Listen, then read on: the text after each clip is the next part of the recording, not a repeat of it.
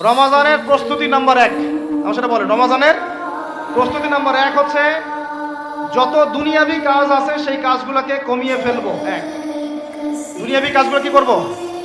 মানে দুনিয়াবি যত কাজ, যত ব্যস্ততা যা আছে এগুলোকে কমায় নিয়ে আসবো, যাতে রমজান মাসে আমাকে বেশি বাইরে দুনিয়াবি প্রয়োজনের বাইরে বেরোতে না, বেশি ব্যস্ততা আমাকে দুনিয়ার জন্য না করতে হয়। মনে করেন যে আপনি চাইলে এখন যদি সামর্থ্য থাকে রমাদান এবং ঈদের বাজার করে রাখতে পারেন, কারণ লাইলাতুল কদর নষ্ট করে ঈদের বাজার, রমাদানের অনেক রুহানিয়াত নষ্ট করে দেয় দুনিয়াবি বাজার ঘাট, তাই না? সবার সামর্থ্য হয় না, সবার সামর্থ্য হয় না, কিন্তু বড় বড় যে বিষয়গুলো আছে, বড় বড় খাবার, মৌলিক খাবার, এগুলো আপনি 2 মাসের জন্য বাসায় রাখতে পারেন যদি সামর্থ্য থাকে। সামর্থ্য নাই তাহলে সেটা আলাদা বিষয়। মোট কথা এটা শুধু একটা বিষয় বোঝাচ্ছি না, দুনিয়াবি যত ব্যস্ততা এগুলোকে কমায় রমাদানের জন্য প্রিপারেশন নিতে হবে। আল্লাহ পাক আমাদেরকে সবাইকে রমাদানের জন্য প্রিপারেশন নেওয়ার তৌফিক দান করেন। এটা হলো মনস্তাত্ত্বিক প্রিপারেশন, যে রমাদান আসতেছে, আমি শাবান মাসেই আমি আমার কাজগুলো গোছাই নেবো, যাতে রমজানে আমি ফারেক থাকি ইবাদতের জন্য। বুদ্ধিমানের কাজ না এটা? আল্লাহ পাক তৌফিক দান করেন, আমিন। 2 নম্বর হচ্ছে ভাই, রমাদানের আমরা সবাই 30টা সওম রাখবো বলে নিয়াত করি, আল্লাহ পাক তৌফিক দান করেন, আমিন। কিন্তু এখানে একটা কথা, 2 নম্বরটা হচ্ছে রোজা রাখার মতো রোজা রাখতে হবে। কি বললাম বলেন? রোজা রাখার মতো রাখতে হবে। এটা কেন বললাম, কেন বললেন ভাই? উত্তর দিচ্ছিস। উপোস থাকা, না খেয়ে থাকা আর সওম রাখা এক জিনিস নয়। পানি ছেড়ে দেওয়া, খাবার ছেড়ে দেওয়া আর ইসলামী সওম এক জিনিস নয়। অনেক ধর্মের মানুষ খাবার পানি ছেড়ে দিয়ে থাকে, উপাস থাকে, থাকে না? হাদিসের মধ্যে নবীজি বলেছেন যে ব্যক্তি রোজা রেখে অন্যায় কাজ ছাড়তে পারলো না, মানে আল্লাহর মাসিয়াত ছাড়তে পারলো না, কাবায়ের ফাওয়াহিশ এগুলো ছাড়তে পারলো না, অশ্লীলতা ছাড়তে পারলো না, মিথ্যা ছাড়তে পারলো না, বেহায়াপনা ছাড়তে পারলো না, তার না খেয়ে থাকায়, পানি না পান করায় আল্লাহর কিচ্ছু যায় আসে না। রোজার বিষয় বুঝলাম। রোজা কাকে বলে ভাই? মানে রোজা মানে হচ্ছে আমি আল্লাহ পাকের সমস্ত নিষেধ ছেড়ে দিব। কি করব? আল্লাহর সমস্ত নিষেধ রোজা থেকেছি, পানি খাচ্ছি না, খাবার খাচ্ছি না, কার ভয়ে? গোসল করার সময় এক ঢোক পানি খেলে কে দেখবে? এই চেতনা তখন কাজ করে, তখন কাজ করে না? চুপ করে 1 লোকমা ভাত খেলে কে দেখবে? কেউ দেখবে? আল্লাহ ছাড়া কেউ দেখবে? কেউ দেখবে না। তারপর আপনি খান না কেন?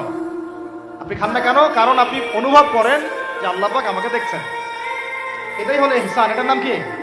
ইহসান। এটাই বলা হচ্ছে হাদিসে জিবরিলের মধ্যে, আনতা আবুদুল্লাহ কাআন্নাকা তারাহ, তুমি এমন ভাবে আল্লাহর ইবাদত করো যেন তুমি আল্লাহকে দেখতে পাচ্ছ।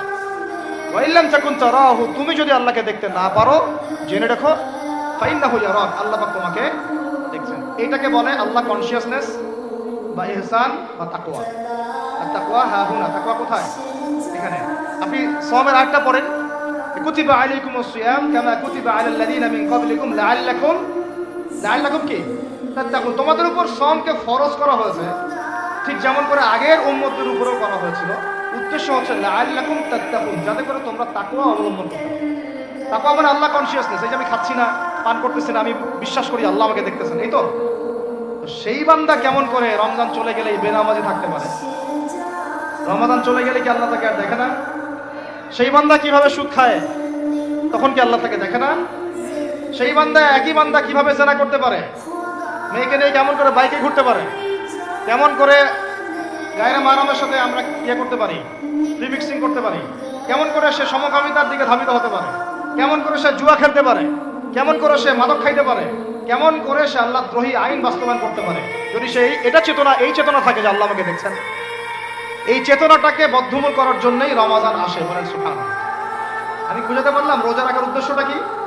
ওই জিনিসটাকেই আমাদের ভিতরে ইনস্টল করাই হলো উদ্দেশ্য। লাআল্লাকুম, আমার সাথে বলেন লাআল্লাকুম তাত্তাকুন। তাকওয়া কি কিনতে পাওয়া যায় বাজারে?